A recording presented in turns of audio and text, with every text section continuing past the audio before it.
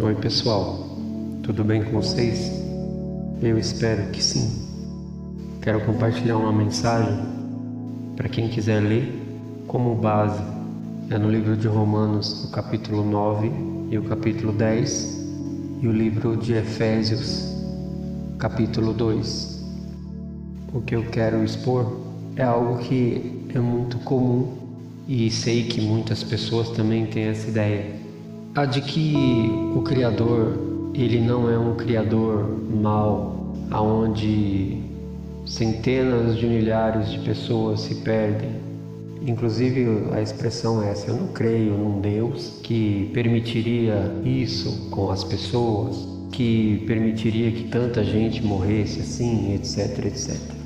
Existe uma questão muito séria aí, porque a justiça do Criador não é relacionada com a justiça baseada no parâmetro do gênero humano, ou como cada um de nós julga, ser certo, correto. E obviamente que muito da justiça do homem, ela é muito baseada em sentimentos e emoções. É um engano muito grande.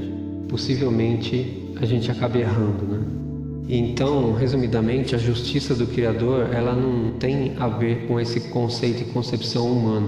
Por isso que muitas pessoas acreditam assim, que o Criador não seria mau, não seria vingativo, etc, etc. Mas aí, para quem tem o conhecimento, se vocês avaliarem o Antigo Testamento, existem situações onde o Criador ordenou que cidades, que nações fossem dizimadas. Tudo, homens, mulheres, crianças, animais, objetos, tudo. Aí fica a pergunta: se não foi o verdadeiro Criador que ordenou tais coisas, quem foi então?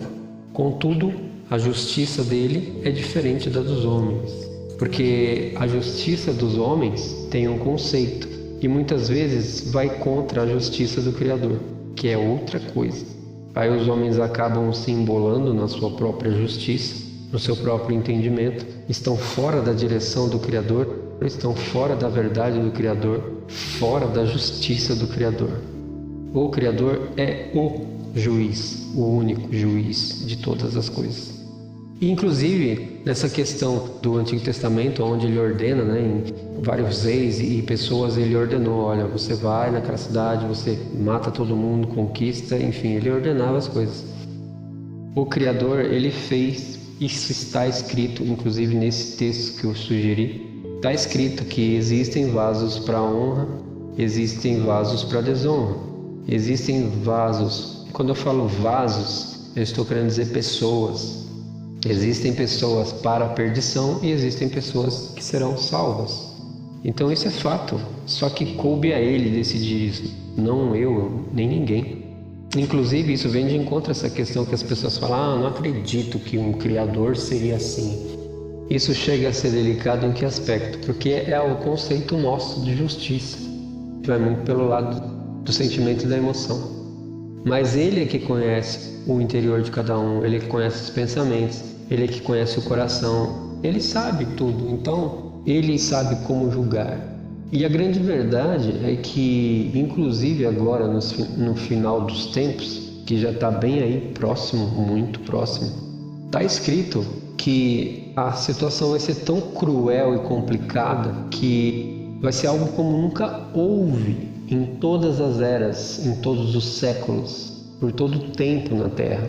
Vai ser algo que nunca aconteceu. Então, se você tem o conhecimento da história no passado, de alguma situação que já foi complicada, terrível, saiba que no final vai ser muito pior.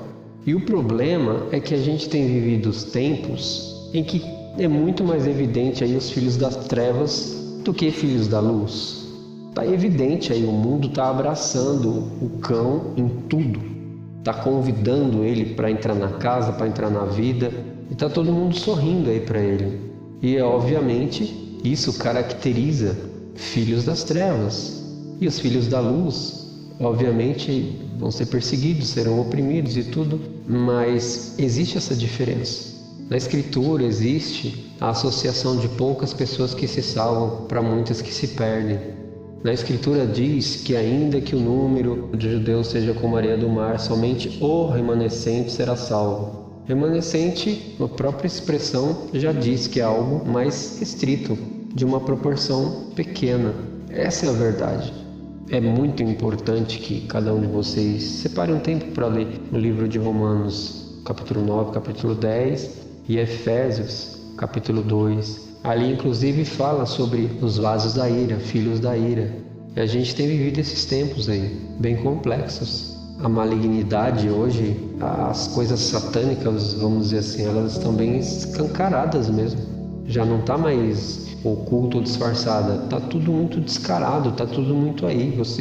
Qualquer coisa que você vê, eu não sei como que é o seu senso crítico, mas qualquer coisa que você observar hoje aí, entretenimento, qualquer coisa que você vai ver, um filme, uma novela, um programa, alguma coisa, está sempre repleto de simbologia ou de apologia a alguma coisa do mal, alguma coisa abominável. Lembre-se, estamos falando de justiça.